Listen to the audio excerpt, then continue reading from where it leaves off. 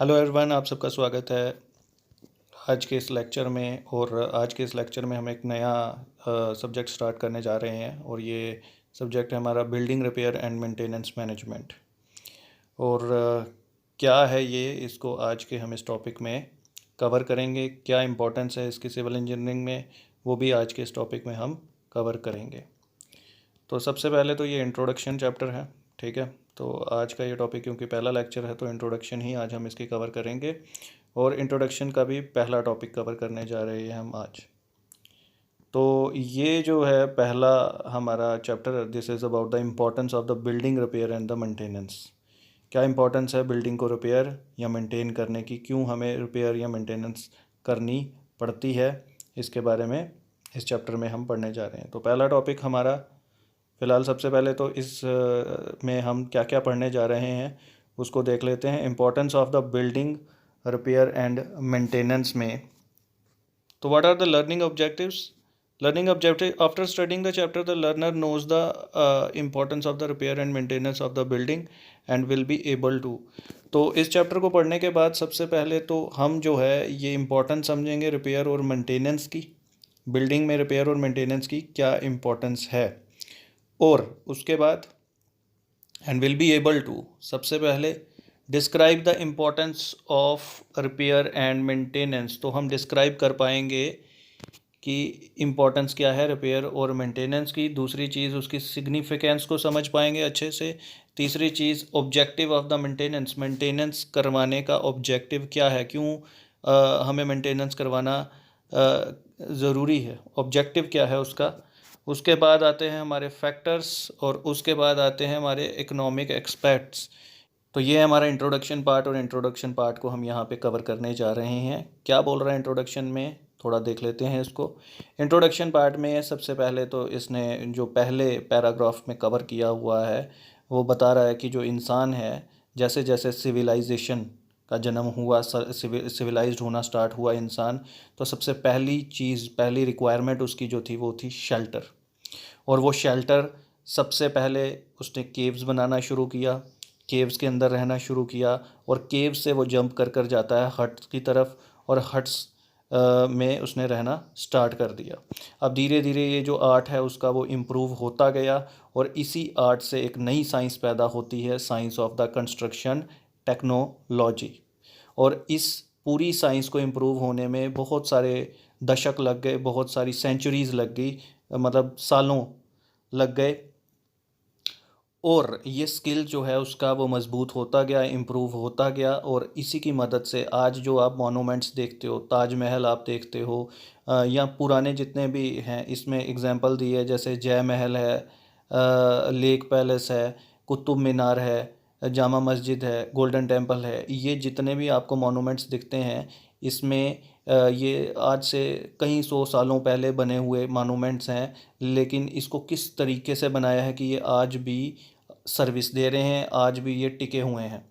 तो यहाँ पर ये कह रहा है नेक्स्ट पैराग्राफ में, वो कहता है कि हमारे पास नेचुरल और आर्टिफिशियल दोनों मटेरियल का इस्तेमाल करके हम आज की डेट में कंस्ट्रक्शन करते हैं। हमारे पास नेचुरल मटेरियल भी हैं, आर्टिफिशियल मटेरियल भी हैं, और ना कि ये मटेरियल सिर्फ उसकी एस्थेटिक पॉइंट ऑफ व्यू से, यानी देखने में सुंदर लगते हैं, बल्कि उसकी स्ट्रेंथ को भी इम्प्रूव करने में बहुत इसका अहम रोल है। यानी उसका लाइफ जो है स्ट्रक्चर की, उसको भी इम्प्रूव करने में ये बहुत अहम रोल प्ले करते हैं। उसके बाद ये कह रहा है कि कुछ समय के बाद जो कुछ बिल्डिंग्स हैं वो तो अपना जो ओरिजिनल ग्लैमर है उसे बरकरार रखती हैं, ओरिजिनल जो सर्विस है वो भी दे पाती हैं, और जैसी उनकी शक्ल है वो भी वैसी ही रहती है। लेकिन कुछ बिल्डिंग्स में ऐसा नहीं होता। अब इस एस्पेक्ट को अगर देखा जाए तो सवाल उठते हैं कि क्या जो हमारी बिल्डिंग स्ट्रक्चर मोनूमेंट्स हैं, मेमोरियल्स हैं, क्या ये सिर्फ आज भी क्या वैसी ही सर्विस दे सकते हैं जैसा उस समय में दे सकते थे जब ये बने थे, ठीक है। और अगर दे सकते हैं तो फिर कौन से ऐसे मेथड्स थे जिससे इसको बनाया गया है। तो इस तरह के सवाल जो हैं हमारे दिमाग में यहाँ पे उठते हैं। और अगर नहीं दे सकते तो if not then why not, और अगर नहीं दे सकते तो क्यों नहीं दे सकते। what all could have been done to keep them intact in the original shape and size and shape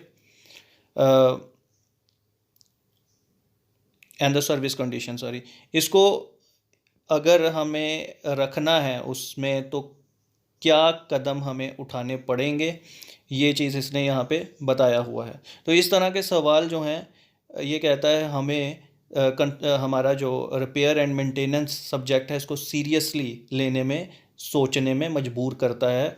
और उसके बाद ये कह रहा है ऑब्वियसली कुछ ऐसे फैक्टर्स हैं, कुछ ऐसी रिस्ट्रिक्शंस हमारे यहाँ पर रहती हैं जिसकी वजह से हम अपने मॉन्यूमेंट्स या हवेलीज़ को उस ओरिजिनल शेप या ओरिजिनल कंडीशन में नहीं ला सकते, ठीक है। और उसी को लेकर अब ये यहाँ पर बता रहा है कि जब हमें प्लानिंग करनी है, during the time of the planning जब हम प्लान करेंगे मेंटेनेंस सिस्टम के लिए, तो हमें कौन कौन से सवाल जो है उसको अपने दिमाग में रखना है। तो पहला सवाल हमारे दिमाग में जो उठता है, क्या हमारे पास कोई स्पेशल मटेरियल है या किसी तरह का स्पेशल मटेरियल अवेलेबल है रिपेयर करने के लिए। तो प्लानिंग करते वक्त मेंटेनेंस में आपका पहला सवाल है कि क्या हमारे पास कोई मटेरियल है। दूसरी चीज़, क्या कोई मैन पावर अवेलेबल है, हमारे पास स्किल्ड मैन पावर है मेंटेनेंस करने के लिए। तीसरा सवाल हमारे पास है कि हमें उस मटेरियल का इस्तेमाल करना कैसे है, जो हमारे पास मटेरियल अवेलेबल है उसका इस्तेमाल करना कैसे है, वो क्या हमें जानकारी है।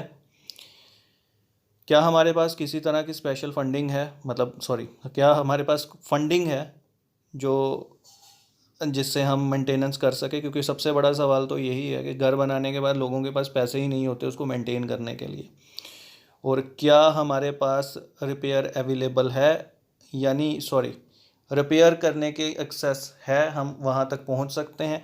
तो ये चीज़ जो है ये सारे सवालों से होते हुए ही आप प्लानिंग कर सकते हो। सवालों के जवाब हैं तभी प्लानिंग की जा सकती है। The answer to the above question will facilitate planning of the repair and maintenance for the affective buildings. यही इसके जवाब ढूंढकर ही आप बिल्डिंग को मेंटेन कर सकते हो या रिपेयर कर सकते हो। Therefore for a long service life the need of the repair and the maintenance of such buildings is important and start at the design stage it self. तो अगर लंबी सर्विस चाहिए हमें किसी भी बिल्डिंग से, तो मेंटेनेंस, रिपेयर और मेंटेनेंस की बहुत अहम नीड है। और ये अपने आप में ही शुरुआत हो जाती है डिज़ाइन स्टेज, जब आप बिल्डिंग को डिज़ाइन करते हो उसी वक्त से ही ये चीज़ स्टार्ट हो जाती है, ठीक है।